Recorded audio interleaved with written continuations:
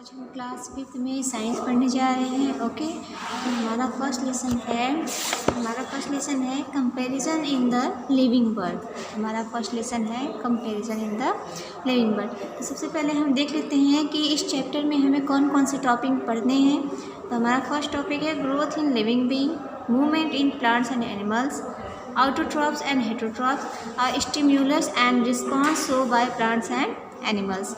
तो हम लोग स्टार्ट करते हैं। सबसे पहले देखिए क्या दिया हुआ है, we are surrounded by different types of living things. हम सभी, सराउंडेड मीन्स क्या होता है, चारों ओर से ना, डिफरेंट मीन्स अलग अलग, लिविंग थिंग मीन्स प्राणियों से, ठीक है, जो जीवित प्राणी हैं उनसे। तो we are surrounded by different types of living things. हम अपने चारों ओर विभिन्न प्रकार के, ठीक है, अलग अलग प्रकार के प्राणियों से घिरे हुए हैं, ठीक है।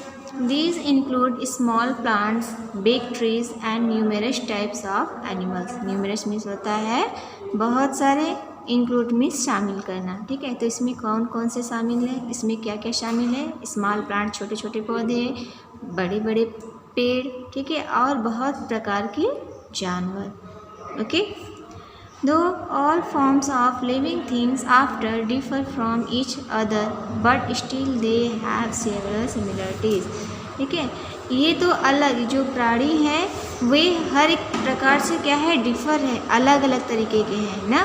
वो एक दूसरे, जितने भी लिविंग थिंग्स हैं वो एक दूसरे से बिल्कुल अलग है, लेकिन उनमें भिन्नता होते हुए भी क्या है, कुछ उनमें समानताएं हैं, ठीक है। वे भिन्न होते हुए भी कुछ समान हैं। Let us study the comparison between different life forms on the basis of common feature of living thing। तो चलिए हम लोग पढ़ते हैं, क्या हमको क्या पढ़ना है, डिफरेंट लाइफ्स के फॉर्म के बारे में, ठीक है, अलग अलग प्रकार के जीवन के बारे में, जो उनका बेसिक फीचर है, जो उनकी बेसिक क्या है, विशेषताएं है, जो लिविंग थिंग्स की जो विशेषताएं हैं बेसिक, हम उनके बारे में पढ़ते हैं और उनमें कंपैरिजन करते हैं, ठीक है। उनमें हम तुलना करेंगे, उनके लाइफ के, उनके तरीके से हम क्या करेंगे, उनमें तुलना करेंगे कि वो कैसे रहते हैं, उनका विकास कैसे होता है, उनका भोजन क्या है, ठीक है। तो हम ये सब पढ़ेंगे। तो हमारा फर्स्ट टॉपिक है ग्रोथ। हमारा फर्स्ट टॉपिक क्या है, ग्रोथ। ग्रोथ मीन्स होता है विकास, वृद्धि, ठीक है। हर एक लिविंग थिंग्स क्या करता है, वो विकास करता है, ग्रो करता है। एक बच्चा बड़ा होता है, युवक बनता है। एक छोटा सा प्लांट जो नर्सरी होता है वो बड़ा होकर क्या होता है, ट्री बन जाता है, ठीक है। तो हम इसमें पढ़ेंगे। तो सबसे पहले हम देखते हैं क्या है, both plants and animal grow. दोनों ना, प्लांट्स और एनिमल दोनों क्या करते हैं, विकास करते हैं, वृद्धि करते हैं, ग्रो होते हैं। But made of growth is different in both forms of life. लेकिन दोनों का जो ग्रोथ होता है, जो दोनों का विकास होता है, वो अलग अलग फॉर्म में होता है, ठीक है। वो क्या होता है, बिल्कुल अलग अलग होता है।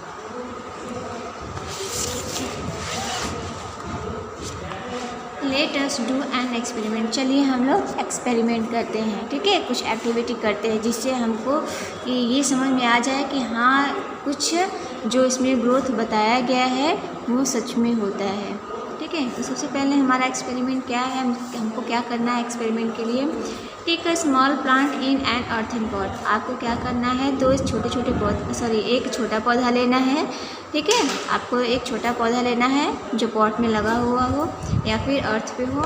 Measure it length and also count all the leaves. आपको क्या करना है, उसके लेंथ को मेज़र करना है, ठीक है। उसके लेंथ को क्या करना है, नाप लेना है कि उसकी हाइट कितनी है, उसका लंबाई कितना है। And also count all the leaves, और उसके लीव्स को, उसकी पत्ती को भी हम काउंट करेंगे, ब्रांच को भी काउंट करेंगे, फ्लावर्स और बर्ड, मतलब उसके फूल और कलियों को भी हम क्या करेंगे, काउंट कर लेंगे, गिन लेंगे कि हाँ उस प्लांट्स में कितने हैं। जैसे ये प्लांट्स है, हमारा छोटा सा प्लांट्स है, तो हमने इसको क्या कर लिया, इसके लीव्स को काउंट कर लिया है, इसकी ब्रांचेस, इसकी शाखाओं को काउंट कर लिया है, इसकी कलियों को काउंट कर लिया। Okay, water the plants daily. अब उनको, प्लांट्स को क्या करना है, रेगुलर आपको क्या देना है, वाटर देना है। आपको प्लांट्स में डेली के डेली पानी डालना है। After 10 days measure the length of the plant. 10 दिन बाद, जब आप पानी दे रहे हैं उसके 10 दिन बाद आपको क्या करना है, प्लांट्स का जो लेंथ है फिर से क्या करना है, मेज़र कर लेना है, उसके लेंथ को फिर से नाप लेना है। Again and count all the leaves, और आपको उसके लीव्स को काउंट कर लेने हैं, ब्रांच को, उसकी शाखाओं को, फ्लावर्स को और उसकी कलियों को क्या कर लेना है, आपको काउंट कर लेना है, फिर से गिन लेना है। ठीक है, कितने दिन बाद? 10 दिन बाद।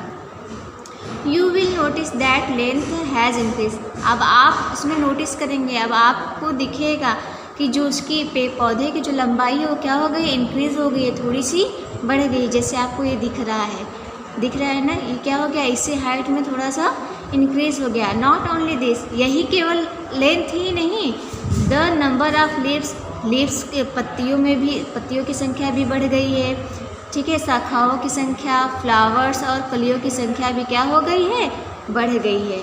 ठीक है, so we can say that as a plant grow, तो हम कह सकते हैं कि पौधे ने क्या की, वृद्धि की, पौधे में भी ग्रो हुआ है। New leaves, birds, flower etc grow in number, क्या हुआ है, नए नए पत्तियाँ, कलियाँ, फूल, ये सब क्या किए हैं, अपने नंबर में उन्होंने वृद्धि कर ली, अपनी संख्या में उन्होंने क्या कर ली है, वृद्धि कर ली है। Okay, When animal grow, new parts do not develop in them just like plant and tree. Rather, their different organs grow in size. When animal grow, जब कोई जानवर ग्रो करता है, वृद्धि करता है, ठीक है, जब जानवर कोई वृद्धि करता है तो उसका जो विशेष अंग होता है, अगर वो एक बार डैमेज हो जाता है तो वो टूटता, उसका जो न्यू ऑर्गन है वो डेवलप नहीं हो पाता है ना। When animal grow, new parts do not develop in them just like plant and tree. Rather their different organs grow in size. जब कोई प्राणी ग्रो करता है तो उसमें न्यू पार्ट्स क्या होता है, डेवलप नहीं होते हैं, जैसे कि पेड़ में होते हैं, पौधे में होते हैं। ठीक है, उनमें उसके जो अलग अलग शाखाएं होती हैं वो क्या करती हैं, ग्रो करती रहती हैं, लेकिन जो एनिमल का जो अलग अलग पार्ट होता है वो अलग से डेवलप करता है नहीं। A chicken grow into a hen और cock and similarly a kid grow into an adolescent, an adult and then an old man. एक चिकन ग्रो करता है और किस में चेंज हो जाता है, वो hen या कॉक में चेंज हो जाता है ना, वो क्या करता है, या तो मुर्गा या मुर्गी में वो जाके चेंज हो जाता है, कौन, चूजा। ठीक है, उसी प्रकार एक बच्चा ग्रो करता है और वो किशोर अवस्था में चेंज हो जाता है। एक बच्चा ग्रो करता है और वो किशोर में चेंज होता है, और जो किशोर होता है मतलब जो युवक होता है वो ओल्ड मैन में चेंज हो जाता है ना, वो ग्रो करता है, बढ़ते हैं और वो चेंज हो जाते हैं। आप देखते हैं जो छोटे बच्चे होते हैं वो धीरे धीरे बढ़ते हैं, फिर उसके बाद वो युवक बन जाते हैं, युवक से वो क्या हो जाते हैं, वृद्ध होने लगते हैं। ठीक है, तो ऐसे ही इसे हम किसके बारे में पढ़ रहे हैं, ग्रो के बारे में। ऐसे ही बच्चे ग्रो करते हैं, एनिमल भी ऐसे ही ग्रो करते हैं, प्लांट्स भी ऐसे ही ग्रो करते हैं। ठीक है, जितने भी लिविंग बीइंग हैं वो ऐसे ही ग्रो करेंगे। अब आगे देखते हैं हम लोग। Whenever any branch breaks or gets damaged, a new branch develops from that place. जब भी कोई प्लांट्स का कोई ब्रांच मतलब कोई शाखा टूट जाती है या डैमेज हो जाती है तो उसकी जगह पर एक नई शाखा डेवलप हो जाती है, एक सही नई शाखा निकल जाती है, हो जाती है ना। हम देखते हैं पेड़ों की छटाई होती है और फिर उसके बाद कुछ ही दिनों के बाद वहाँ पे नए नए पत्ते निकलने शुरू हो जाते हैं।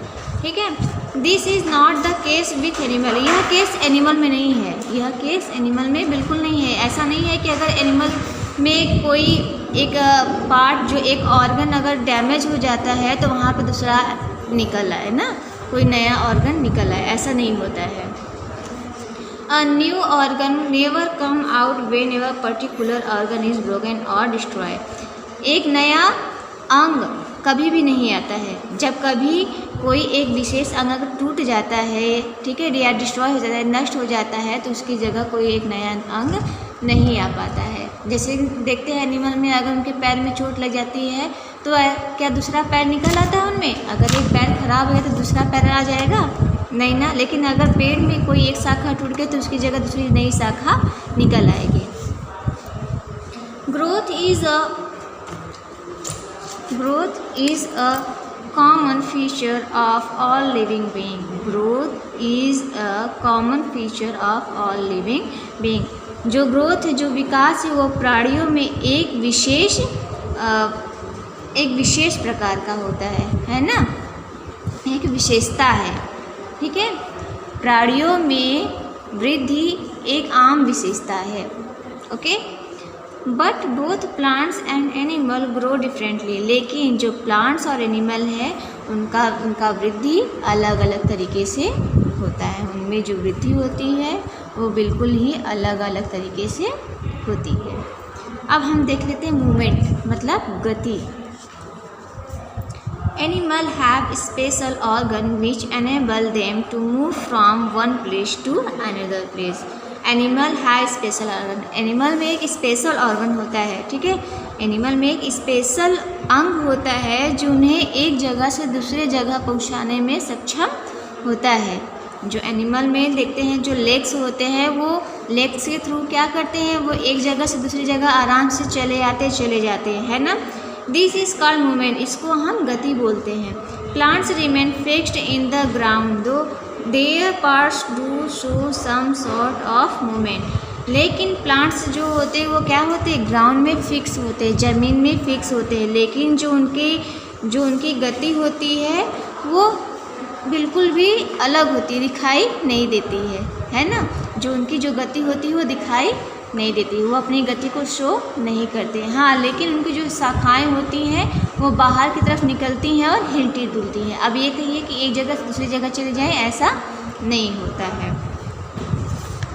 उसके कुछ पार्ट्स क्या होते हैं, वो मूवमेंट को प्रदर्शित करते हैं, लेकिन वो एक जगह से दूसरी जगह नहीं जाते हैं। अब हम देख लेते हैं फूड।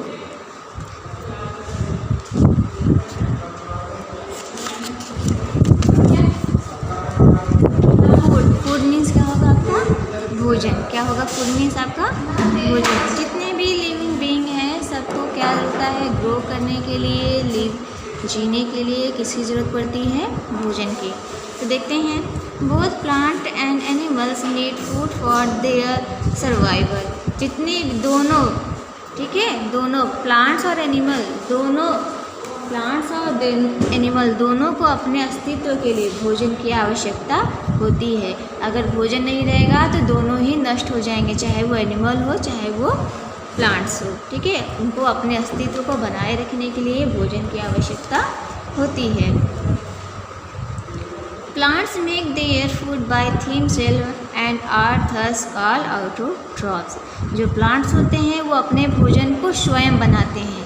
जो प्लांट्स होते हैं वो अपने भोजन के लिए किसी और पर डिपेंड नहीं होते, वो अपने भोजन को स्वयं बनाते हैं। इस कारण उन्हें हम ऑटोट्रॉफ्स बोलते हैं, या फिर हम बोल सकते हैं स्वपोषी।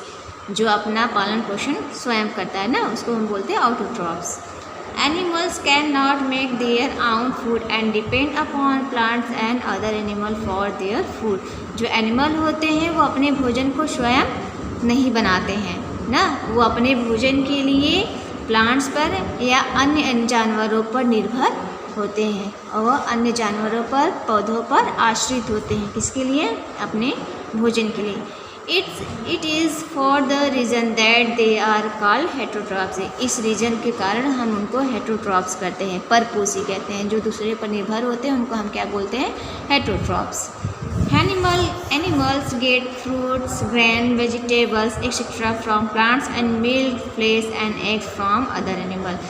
एनिमल जो जानवर होते हैं वो फ्रूट्स के लिए, अनाज के लिए, सब्जियों के लिए प्लांट्स पर निर्भर होते हैं, और मिल्क के लिए, फ्लेश मतलब मांस इत्यादि के लिए, एग्स के लिए मतलब अंडे के लिए किस पर निर्भर होते हैं, अन्य जानवरों पर निर्भर होते हैं। तो आज हमने 3 टॉपिक्स हमने ग्रोथ, मूवमेंट और फूड, इन तीनों टॉपिक को कवर किया है। तो हम नेक्स्ट वीडियो में दूसरी टॉपिक्स को देखेंगे। जो टॉपिक्स बची हुई हैं उनको हम देखेंगे। जितना भी आज पढ़ाया गया है उसको आप रिवीजन करिए।